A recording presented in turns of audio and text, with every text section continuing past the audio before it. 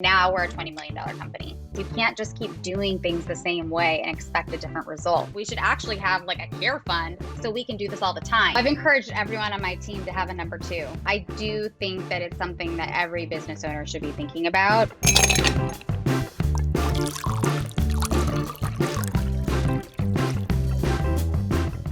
I think finding the right people who you trust and can depend on is so important. We've always just viewed this as a family business, and so there's a deeper level of care for our team members that we have.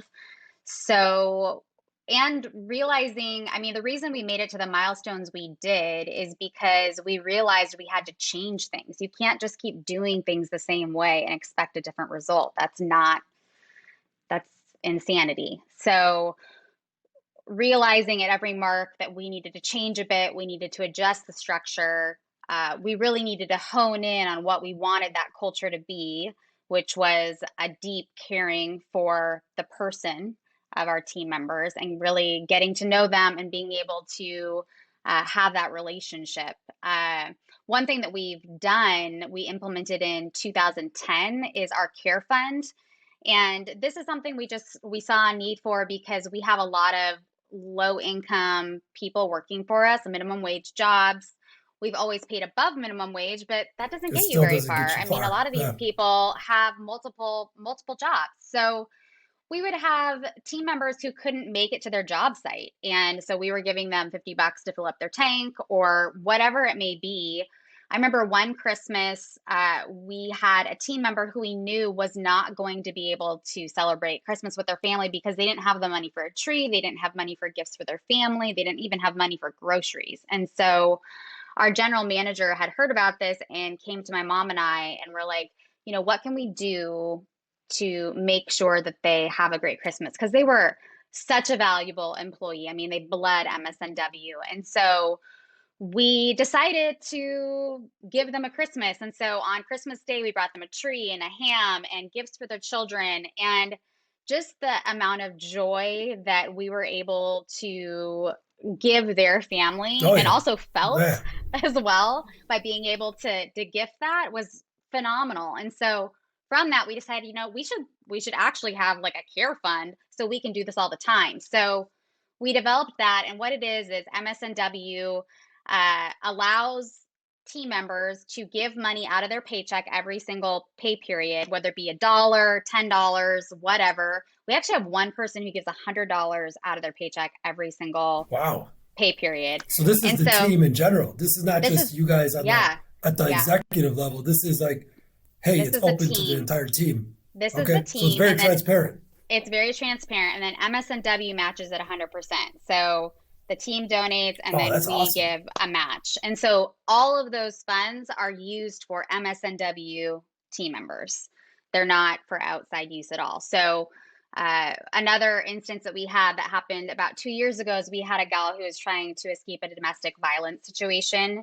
So we were able to put her up in a hotel, but that was just a temporary fix.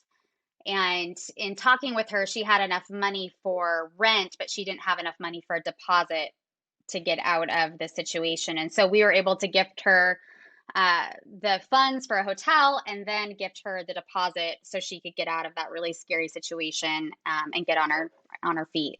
That's like, I got goosebumps right now, right? Because because obviously somebody could say, oh, well, if you're a big business, you can afford to do things like that. But you just said it's the employees get involved. So take away the fact that it's, I got the executive or the big business level doing this and creating a fund. You guys have engaged employees that are actually participating. That's got to build the culture itself right there, right? Because you guys show that you care. So I try to tell this to a lot of business owners that, in the beginning, it's a grind. You are gritty. You're trying to get things done. So you're not thinking of things like this down the road, but you don't have to do the big things like throwing a party for somebody or helping somebody with rent. It's the little things that count. Like just showing that you care actually can go such a long way, because then people will look at you as the business owner or management. These people are listening. These people actually care. It's not just the business that I work for. It's a family that I work for, because you guys are showing, that's for others that are listening like that.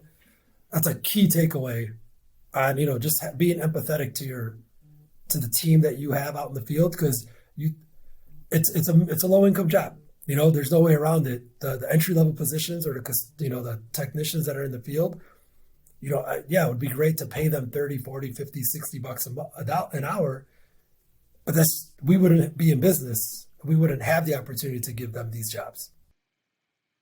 Well, I've encouraged everyone on my team to have a number two, succession planning. I mean, always, forever, know who your number two is. So I am pretty young, so I don't see myself stepping out anytime soon, but it's definitely something that I'm always looking at and thinking about is who's my number two. If I'm not able to do this job, who's going to step into it? And uh, so I do think that it's something that every business owner should be thinking about. And for any key leadership on your team, they should know who their next person is or be training the next person. And some people feel threatened by that, but you got to get over the whole ego thing. You Yeah. got to get over it. I mean, I just Yeah, say, like, if you were hit by a bus, great. what would we do? Like, you've taken all of this What would information we and we do? have nobody else. Yeah, exactly.